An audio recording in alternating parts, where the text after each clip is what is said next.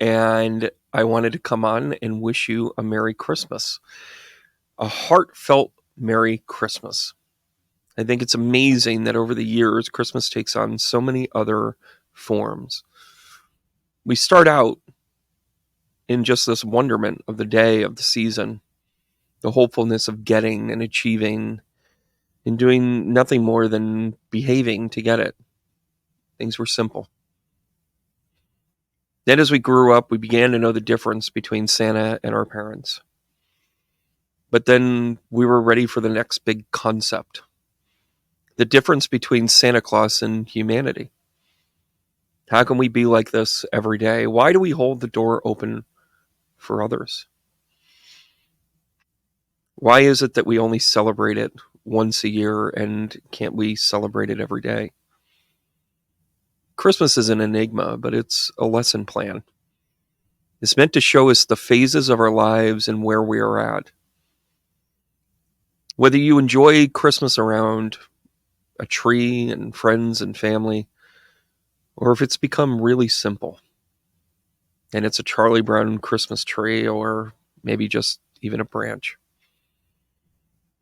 Simplicity is what Christmas is at the heart of it all. And we overcomplicate it with commercialism and retail sales. But in those moments when we were chasing after the perfect gift or trying to make sure we got the cards out on time and made sure that we remembered the tape and the scissors and the wrapping paper and whatever. What you didn't stop to think about was that every single package you bought and you put a bow on, it's because you cared. Sure, it might have caused stress, and yes, you might say to yourself, oh my gosh, what am I doing? How am I doing it? The presents that just get dropped off are the ones that are wasted on that materialism. Spend time with the people that you want to be a gift for. That's the most important thing in all of this. Connect. Just not love, just not say the words, but connect. It's a thing. It's a very real thing. And it's what the season is really all about. Yes, we have stories connected to it. Yes, there's folklore in our religion, in Christianity, and quite frankly, paganism. And when you pick that apart, you kind of have fun with it. But what Christmas really is our own definition of what we feel it is. And the only way that we can actually define it is to talk about it through our own experiences. Next time somebody says, this is what Christmas means to me, notice how they talk about it. They talk about themselves. You want to have a conversation starter in an awkward situation? Ask them what Christmas means to them.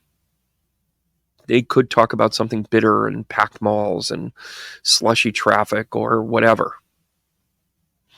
Or do they talk about the time when they were a kid?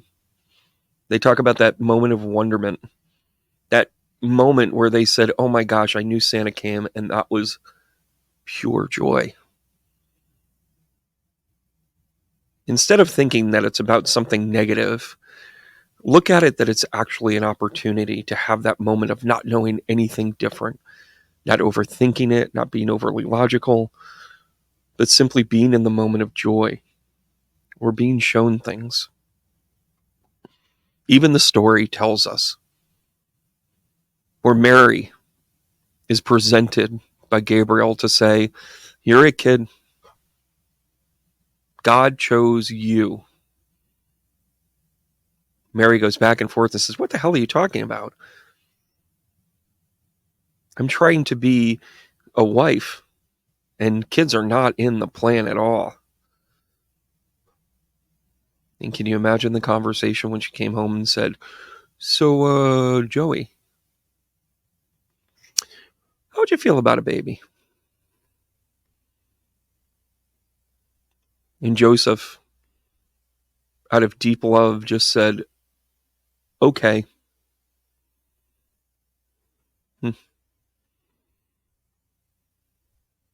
Then because of being ostracized and put out, their gift that they have been given, this baby that was coming, They were outcasts. They wanted to protect it. They wanted to hide their gift away. And how many of us do that? The story tells a metaphor of what we do with our energy, what we do with our talents, our feelings, our emotions. And then a star appeared. If you haven't had a chance to see the dailies, here it is in a nutshell. The star card represents our path to humanity. The star appeared because it was meant to show where we were going, where the magi would chase, where the wise men would go. We follow the star. All this time, and religion tells us it's about a child, but it was really about the star.